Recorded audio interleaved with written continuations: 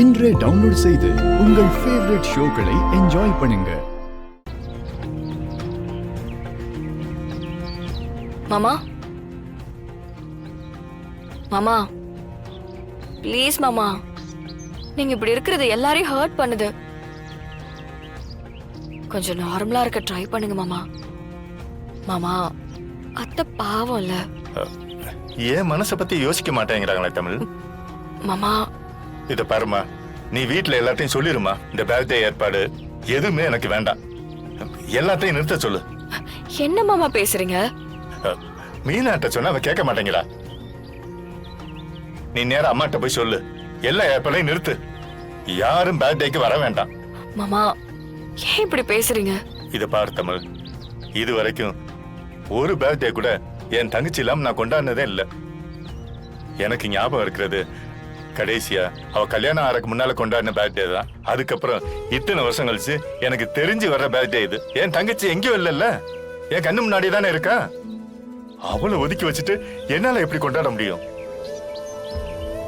இத பார் தமிழ், ஒரு அம்மா தான் பிள்ளைங்க மேல வச்சிருக்கிற அன்புக்கு கொஞ்சமும் குறைஞ்சது இல்ல. ஒரு அண்ணன் தன் தங்கச்சி மேல வச்சிருக்கிற அன்பு. கூட பிறந்த தங்கச்சிய பர்த்டே கூட கூப்பிட முடியாத ஒரு கையாலாகாத அண்ணன் தானே நான் இருக்கேன்.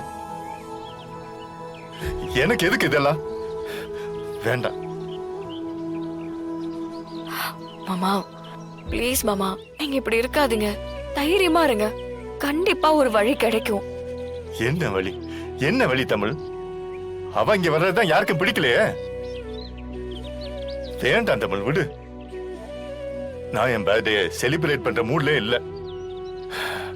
அதையும் மீறி நீங்க ஏற்பாடு பண்ணா இப்ப இருக்கிற மாதிரி தான் அங்க ஏதோ பேருக்கு நான் நிப்பேன்.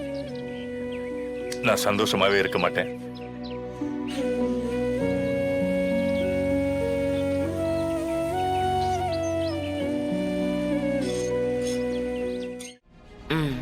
ஆமா.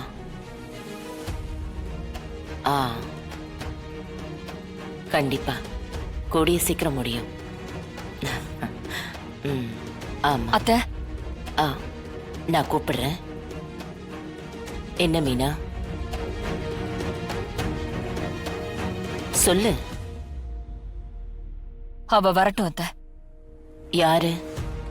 அவதான், அவ வரட்டும். ஏன் திடீர்னு? என் புருஷனுக்கு சந்தோஷம்னா வந்துட்டு போகட்டும் அத்தை. நாம என்னதான் தங்கத்தையே இழைச்சு கொட்டினாலும் அவருக்கு தங்கச்சி பாசம்தான் கண்ணுக்கு தெரியுது.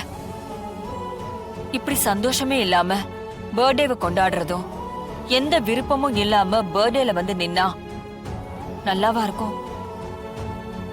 அவர் பர்த்டே, அவர் சந்தோஷம்தான் எனக்கு முக்கியம். பாவம், பல வருஷமா கோமால இருந்து இப்பதானே மீண்டு வந்திருக்காரு. அவரு ஆசைப்பட்டு கேக்குறத முடியாதுன்னு சொல்ல மனசு வர மாட்டேங்குது.